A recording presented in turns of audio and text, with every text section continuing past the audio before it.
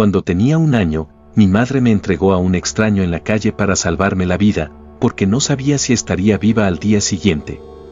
Estuve separado de ella durante 1 mes. Esto me dejó una profunda sensación de abandono y de no ser deseado. No recuerdo ese evento porque el hipocampo, la parte del cerebro responsable de codificar los recuerdos, aún no se había desarrollado en ese momento. Sin embargo, la memoria emocional implícita de ese abandono quedó profundamente arraigada en mí. El Dr. Gabor Mate escribió esto en su libro El mito de la normalidad donde argumenta que lo que solemos considerar normal en nuestra sociedad es, a menudo, tóxico y contribuye a patologías físicas y mentales. Estas experiencias emocionales se traducen en biología, las emociones y la biología están completamente entrelazadas, lo que significa que lo que ocurre en el plano emocional inevitablemente tiene manifestaciones en el plano biológico.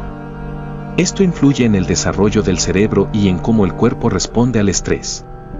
Cuando Gabor fue diagnosticado con trastorno por déficit de atención e hiperactividad a los 53 años, se interesó en el desarrollo del cerebro.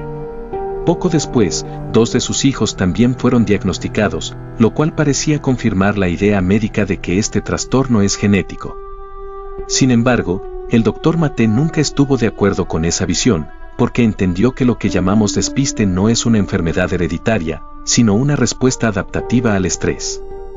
Cuando un niño no puede luchar ni escapar de situaciones estresantes, su cerebro se adapta a través de mecanismos como la disociación.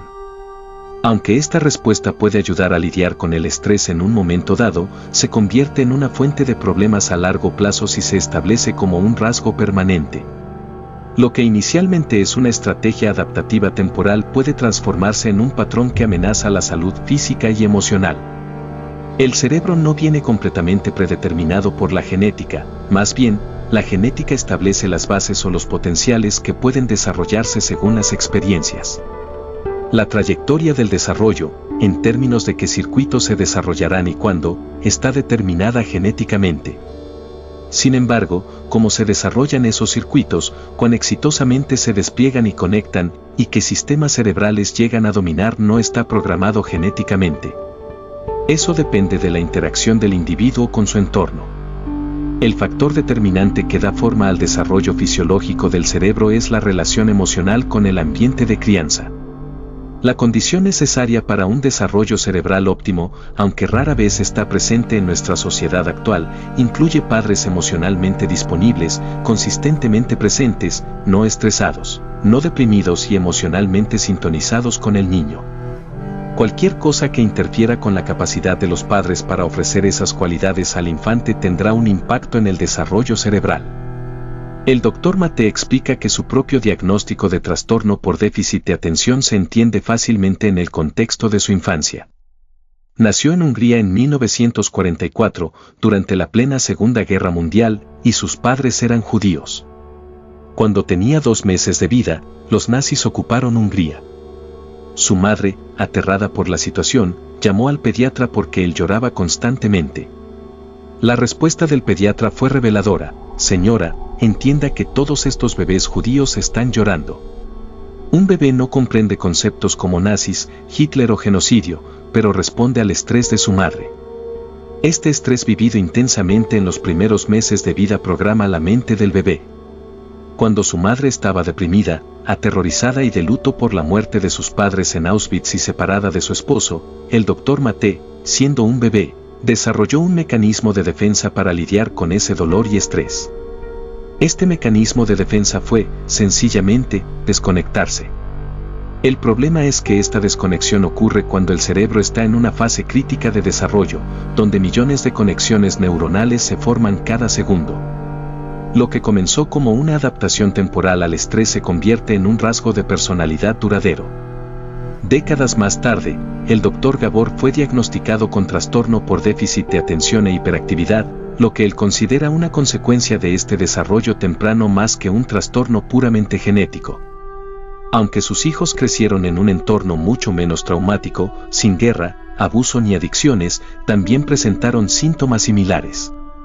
Mate atribuye esto a su propio comportamiento como padre. Su adicción al trabajo como médico reflejaba un mensaje aprendido desde temprano: no soy querido.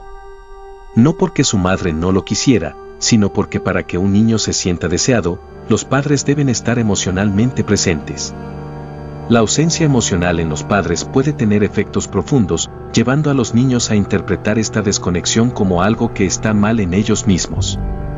El Dr. Mate concluye que el desarrollo cerebral depende profundamente de la interacción con el entorno emocional en los primeros años, y que los traumas no resueltos de los padres se transmiten a través de estas interacciones. La personalidad que no desarrollamos en realidad es una adaptación y esto se manifiesta en la vida adulta. Como escribió el Dr. Mate, hace ya un tiempo volví a casa desde un compromiso en Filadelfia sintiéndome centrado y equilibrado. Cuando mi esposa me envió un mensaje diciendo que llegaría 15 minutos tarde al aeropuerto, me llené de rabia. Esa reacción no era por el retraso en sí, sino porque esa vieja sensación de no ser atendido o querido se activó. Este es un ejemplo de cómo las memorias implícitas nos gobiernan hasta que tomamos conciencia de ellas. Como continúa Gabor, en mi caso, la herida de no haber sido querido se transformó en una necesidad de ser necesario para otros. Por eso me entregué completamente a mi trabajo, estando disponible siempre para mis pacientes y nunca rechazando a nadie. Pero esto tuvo consecuencias. Mis propios hijos sintieron que no eran queridos porque su padre no estaba presente y su madre estaba estresada debido a mi ausencia. Esto ilustra cómo el trauma y el estrés multigeneracional se transmiten y afectan el desarrollo cerebral. Actualmente, enfrentamos un aumento de trastornos del desarrollo infantil, como el autismo y problemas de comportamiento y aprendizaje, que en realidad reflejan la biología de la pérdida.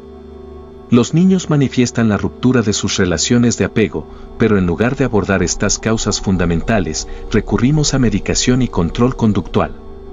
Necesitamos preguntarnos qué está ocurriendo realmente para sanar y prevenir este ciclo. Los países occidentales invierten miles de millones en atención médica, pero las enfermedades mentales y crónicas están aumentando de manera aparentemente imparable. Los sistemas de salud descuidan el papel que ejerce el trauma en nuestros cuerpos y nuestras mentes.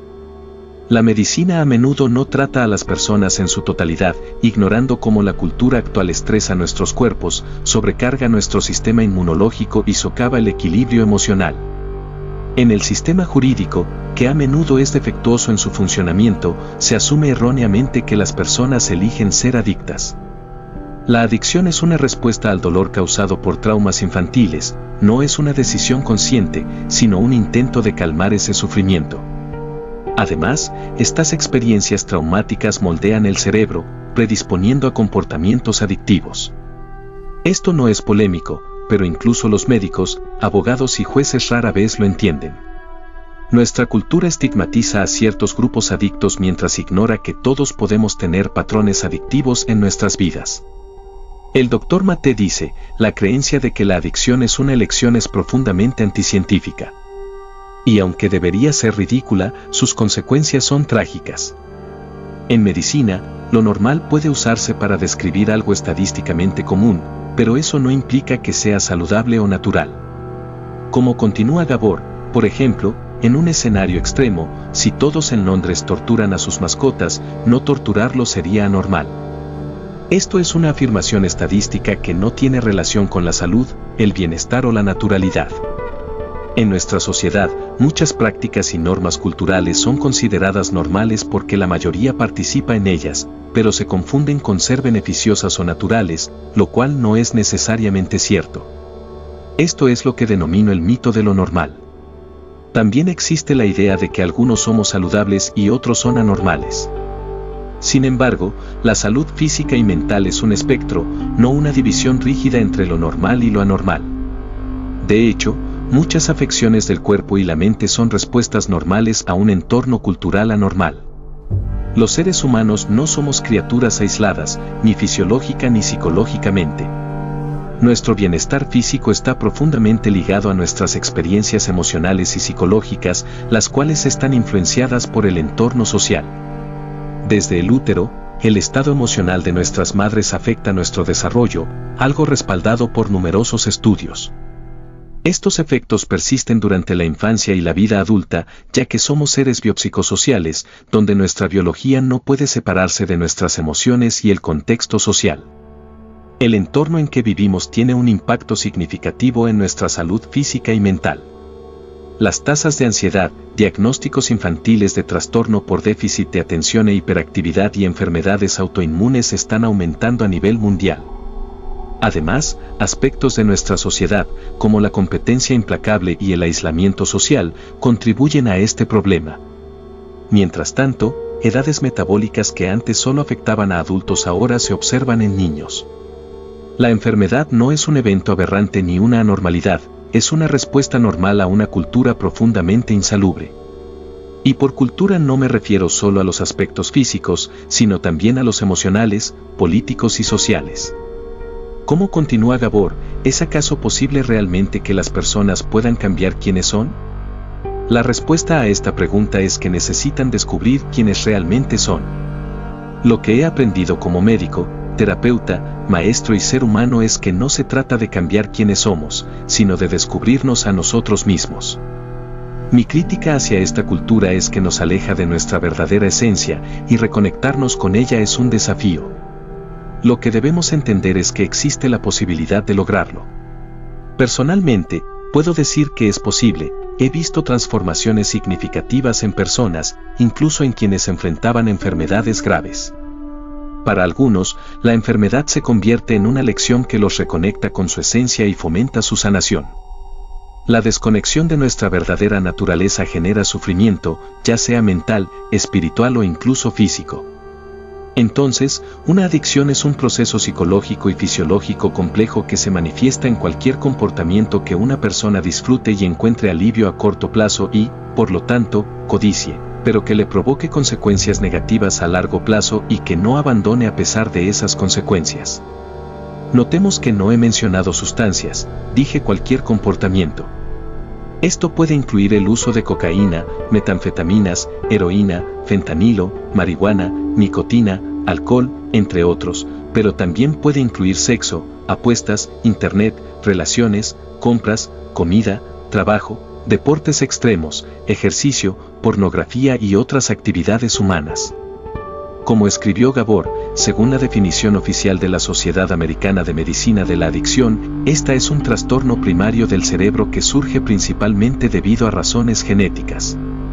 Otra idea popular es que la adicción es una elección consciente, lo cual es la base del sistema legal.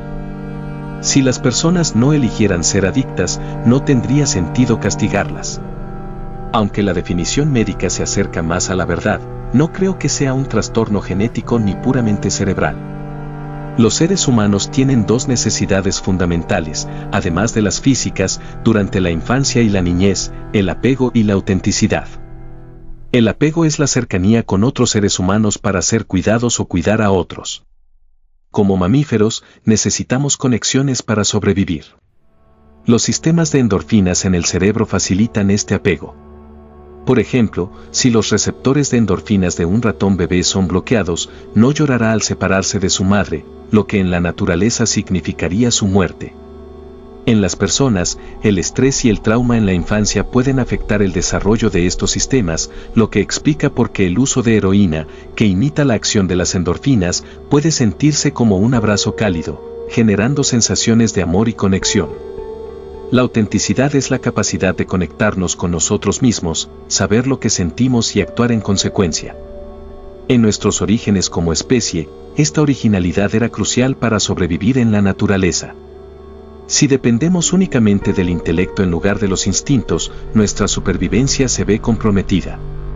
El problema surge cuando nuestra autenticidad amenaza nuestras relaciones de apego. Por ejemplo, si un niño de 2 años muestra enojo porque no puede comer una galleta antes de la cena, y los padres, incapaces de manejar el enojo debido a su propio trauma, le envían el mensaje de que los niños buenos no se enojan, el niño no interpretará esto como una lección sobre comportamiento, sino como que los niños enojados no son amados. Para preservar el apego, el niño reprimirá su originalidad, desconectándose de sus propios sentimientos. Este proceso explica cómo los seres humanos pierden conexión con sus instintos y emociones a lo largo de su desarrollo. Esa misma dinámica, que es esencial para la supervivencia humana en un entorno natural, se convierte en una amenaza para nuestra supervivencia en este entorno más moderno, donde ser original puede poner en peligro el apego. Entonces, renunciamos a nuestra originalidad y, con el tiempo, nos preguntamos, ¿quién soy? ¿De quién es esta vida? ¿Quién está experimentando todo esto? Ahí es donde tiene que ocurrir la reconexión, ese es el núcleo del proceso de sanación. Sin embargo, esto surge del conflicto trágico en la infancia entre la autenticidad y el apego, un conflicto que enfrentamos la mayoría de nosotros y que nos hace desconectarnos de nuestros sentimientos y de nuestro instinto. Esto nos lleva al tema del trauma. Muchas veces pensamos que el trauma es lo que nos sucede, el divorcio de nuestros padres, las discusiones, la depresión de nuestra madre, el alcoholismo de nuestro padre, el abuso físico o sexual o alguna pérdida importante. Pero esas cosas no son el trauma, sino experiencias traumáticas. El trauma no es lo que sucede afuera, el trauma es lo que ocurre dentro de nosotros como resultado de esas experiencias. Dentro de nosotros, el trauma nos desconecta de nuestras emociones y de nuestro cuerpo, dificulta estar en el momento presente y crea una visión negativa del mundo, de nosotros mismos y una actitud defensiva hacia los demás. Estas perspectivas siguen manifestándose en nuestra vida presente. Como cita el Dr. Gabor Maté, por lo tanto, la adicción no es el problema principal, sino un intento de resolver un problema. La verdadera pregunta es, ¿cómo surgió ese problema? Según mi teoría, siempre tiene raíces en el trauma de la infancia. La adicción es un intento de lidiar con los efectos del trauma infantil, proporcionando alivio temporal, pero creando problemas mayores a largo plazo. El trabajo no solo consiste en reconocer lo que ocurrió hace 15, 30 o 40 años, sino también en identificar cómo esas manifestaciones se expresan en el presente y trascenderlas. Esto se logra al reconectar con uno mismo, restaurando la conexión con el cuerpo y con las emociones que se perdieron. Cuando logras esa reconexión, experimentas lo que llamamos recuperación. Entonces, ¿qué significa recuperar algo? Significa encontrarlo nuevamente. En este proceso, lo que las personas encuentran es a sí mismas. La pérdida del yo es la esencia del trauma y el verdadero propósito del tratamiento de las adicciones. La salud mental y cualquier tipo de sanación es la reintegración. Tal como aprendemos del Dr. Gabor Maté en su obra El mito de la normalidad sobre la existencia de Dios depende de cómo se entienda el concepto. Crecí como un ateo militante en la Hungría comunista. En mi juventud, veía a Dios como una entidad omnisciente, omnipotente y totalmente buena, pero me parecía una idea absurda. Con el tiempo, mi comprensión de Dios evolucionó, ya no lo veo como una figura omnipotente con existencia física en algún otro reino. Ahora lo percibo más como una representación de la unidad, la conexión y la inteligencia del universo, así como de la bondad que nos rodea. No soy un adorador, pero ya no me incomoda la palabra Dios, la concibo como una experiencia de santidad y conexión universal, aunque reconozco que el término en sí es inadecuado debido a su uso.